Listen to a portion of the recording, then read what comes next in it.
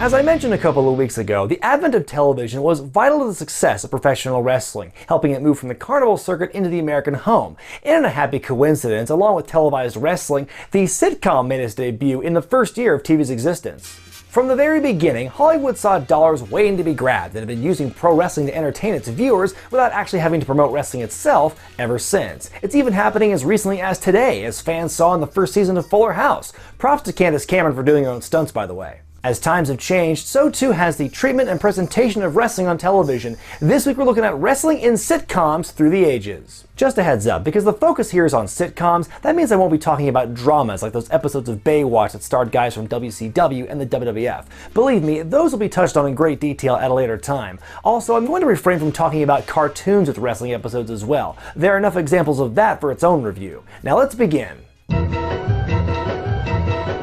Going back to 1964, this episode from season 1 of The Munsters could perhaps be the earliest depiction of wrestling on a sitcom, though wrestling appeared on scripted television much earlier than that. In Herman the Great, a promoter discovers the strength and size of Herman Munster and offers him a job as a wrestler. Seeing this as an opportunity to build Eddie's college fund, he agrees. We'll put a hood over your head and bill you as the masked marvel.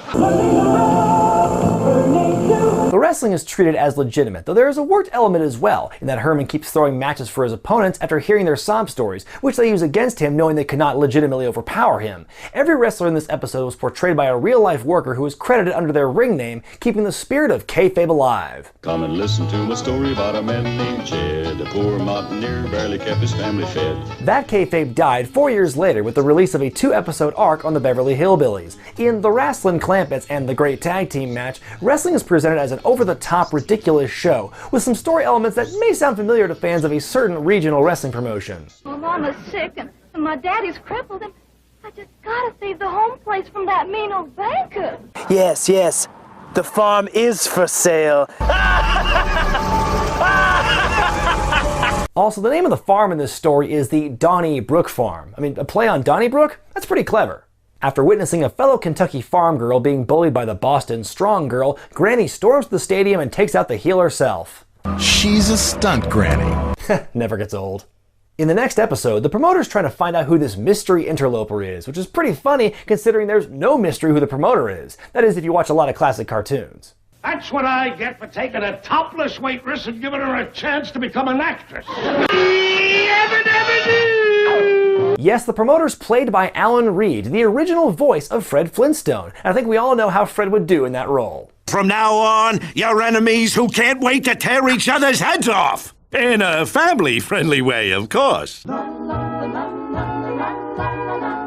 As I've mentioned on this show a couple of times, Jesse Ventura is a terrible actor. But God bless him, that hasn't stopped him from getting work. Case in point, his appearance in a 1987 episode of Small Wonder, a show about a family and their precocious robot child who possesses unbelievable strength.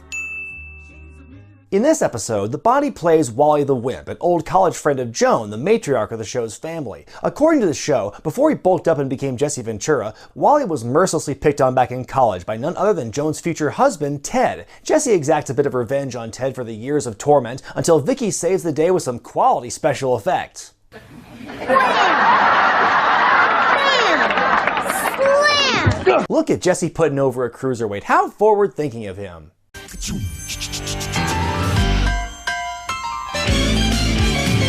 As a kid, I absolutely loved Family Matters. By far my favorite show on the original TGIF lineup. I was such a huge mark for that show, I even got my parents to buy me the Urkelos cereal when it came out. Had I also been a wrestling fan at age 9, I'm pretty sure this next episode would have made my brain explode. In The Psycho Twins from season 5, Carl takes Eddie, Steve, and Waldo to the local wrestling match, where an old high school friend is working as one half of the title characters. But things go awry when the wrestlers drink a bottle full of snooze juice, Urkel's latest harebrained concoction that causes those who drink it to fall asleep. Let's see, it's 7:20, so they should be sleeping until Thursday. And I guess they're just gonna gloss over the fact that Steve basically made a date rape drug. Ooh, Laura should watch out. With the twins incapacitated, Carl and Steve are forced to take their places. For first-timers, they're certainly able to dive into their roles.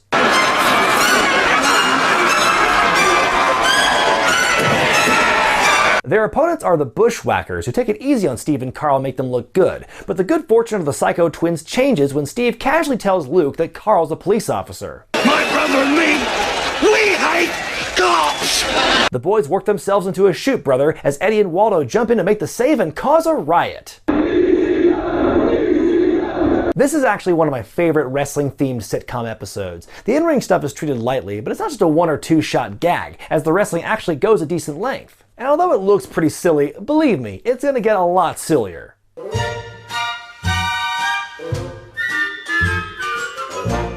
Along with The Simpsons, Married with Children is one of the shows that put Fox on the map in the network's infancy. Arguably one of the biggest primetime hits of the period, Married focused on the fictional Bundy family. So if you're going to have a wrestler appearing on this show, the casting decision should be a no-brainer. King Kong Bundy actually made 2 appearances on the show over the years. The first one in 1988, where he played Uncle Irwin, but in the 1995 episode Flight of the Bumblebee, he played himself and was no longer a blood relative. In this episode, Bud wants to join No Ma'am, television's most lovable group of idiot man-children until Vinny Chase and his bros showed up, but his dad Al wants him to earn his way in by getting a picture with King Kong. To do this, Bud disguises himself as a backup wrestler, obviously the mascot for the Killer Bees. Bundy's opponent drops out of the match, so Bud comes in as a replacement, and needless to say, or needleless to say, it doesn't go well. But I assumed from your valet you were the kind of guy who liked girls. I do.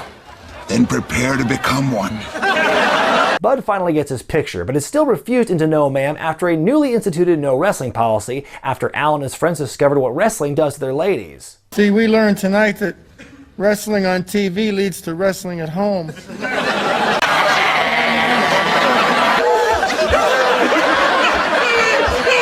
What world do those writers live in?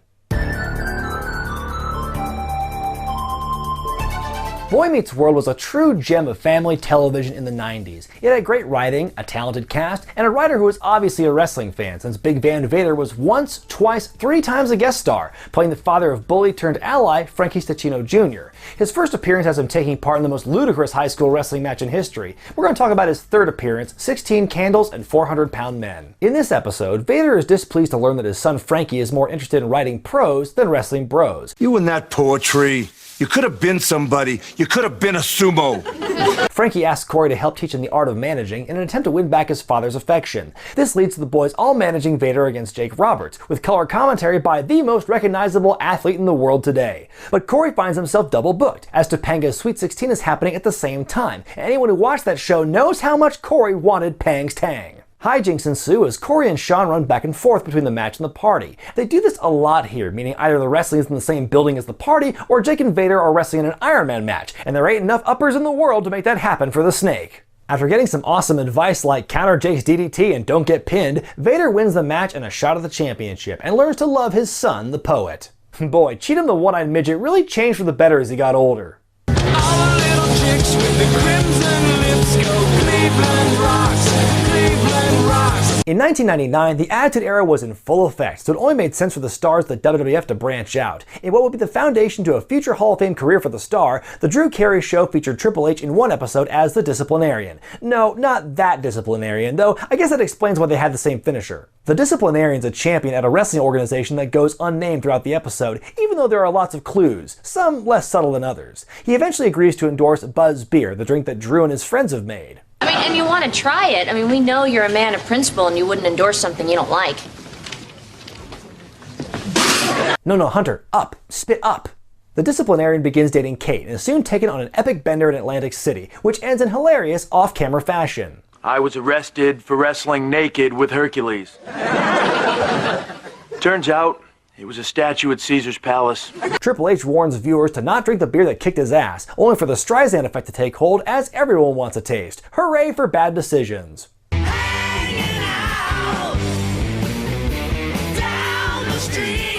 Staying in '99, the first season of That 70s Show on Fox once played host to some big WWF stars. On an episode titled That Wrestling Show, The Rock appears in his first ever acting role outside of the squared circle.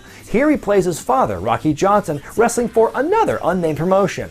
In this locker room scene with Eric and Red, he delivers one of the most accurate lines ever recorded to tape. You know, I got a son, and one day he's gonna become the most electrifying man in sports entertainment. There are other fun cameos in this episode as well. Ernie Ladd plays Rocky's manager, plus there's Ken Shamrock and the Hardy Boys. Man, just look at all those sweet-ass mullets. Now, for a long time, I always thought Learning the Ropes was the only wrestling-themed sitcom in history. But hark, what is this madness?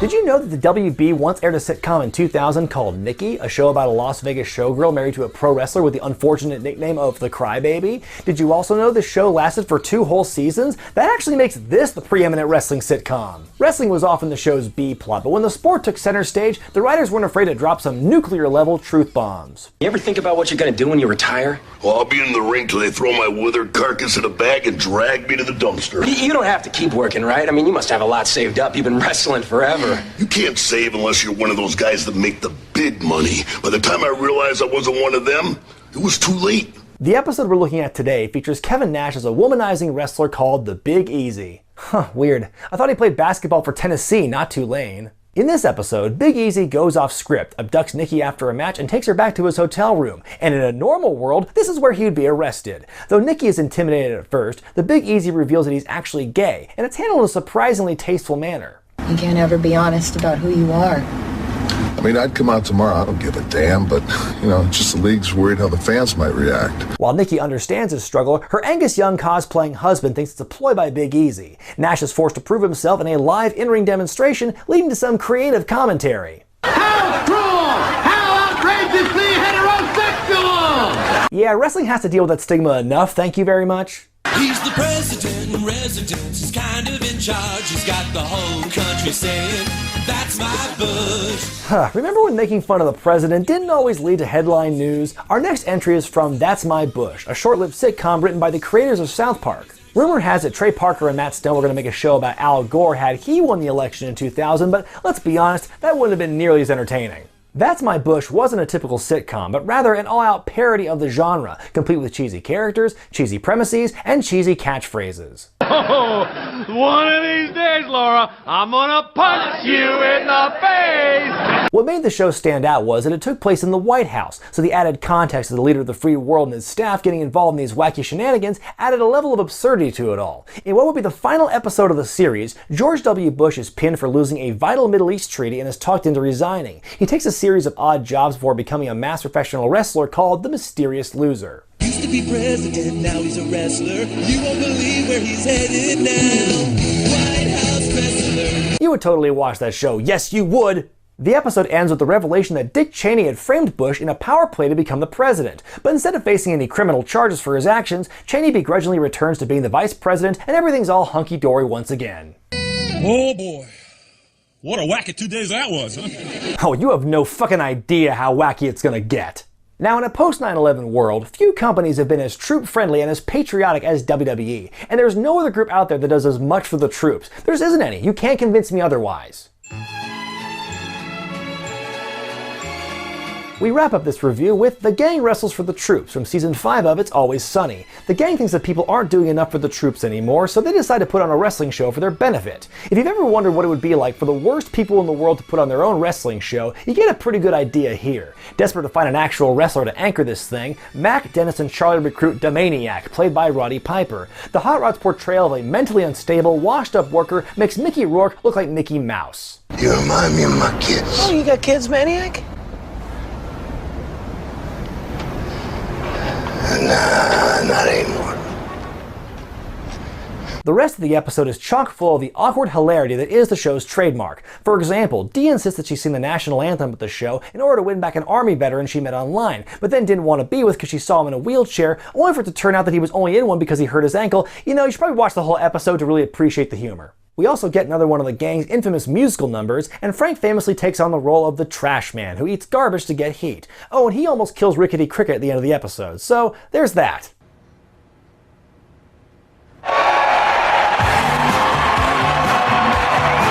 Is wrestling treated with any kind of respect or decorum here? Hell no. But it's hilarious, and Piper nails the role he plays here, which is why it's such a great crossover. I knew this shit wasn't fake.